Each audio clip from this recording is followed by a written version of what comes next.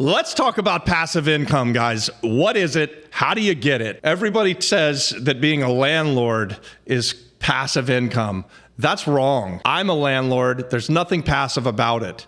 So passive income would mean mailbox money, money that shows up every month, like rents, but without you having to actually do any of the work. So how do you become a completely passive investor and get passive income? Here's how I suggest that you do it. Partner with someone who will do all of the work and you invest your money. So I'm assuming that I'm talking to you, Mr. Joe homeowner, worked for the man for your whole life. You're about to retire in maybe 10 or 15 years. You got a little bit of money in the bank and you want to start to build that nest egg so that you can retire comfortably. That's the people that we're talking about here.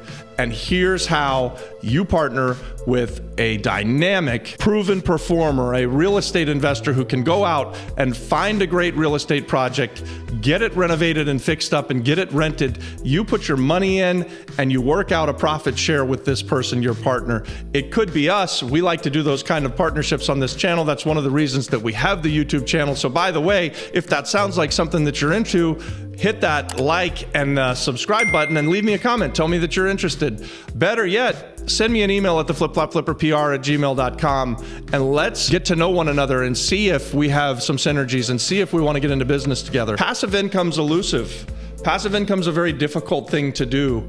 It's taken me years to put my money to work in a way that I have at least a portion of my money that makes me money every month, and I don't have to do very much for it, right? So I have now a rental portfolio in Florida, and this is truly, or this is getting as close to passive as I've ever gotten. We've got about 50 houses rented in Florida. We left Florida and came to Puerto Rico and started a new business. So all of my time, effort, and money really is being invested here with this business in Puerto Rico while I left that business behind in Orlando, Florida. And I have property management companies and an assistant. So 2,000 miles away, we've got 50 rental properties, and I don't have to think about it on the day-to-day. I know that every single month, the rents are going to start to come in from those properties, and that is passive income. That's what you guys want to get to. And by the way, when I started out 25 years ago, I didn't have any money to invest either. So I started at the bottom and I worked the whole way. I worked hard all of that time.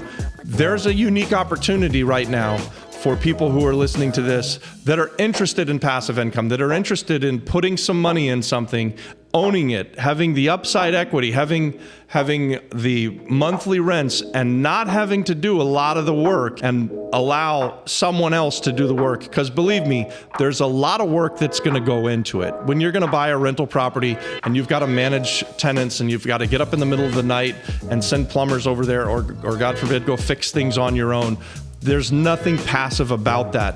But by partnering with someone who's got a proven track record and is really good at this, you can get extremely close to passive. I went through the list of cons. I hear it all the time. Oh, I'm going to wait for the market to get better. Things are too expensive. I can't find a good deal. This is too hard. I don't like to deal with tenants. All of the negative stuff that you hear about real estate, that's what you hear from the people that aren't doing anything anyways. So if you're afraid of tenants, if you're afraid of hard work, and you're afraid of the bad things and the boogeyman, you're just another Chicken Little.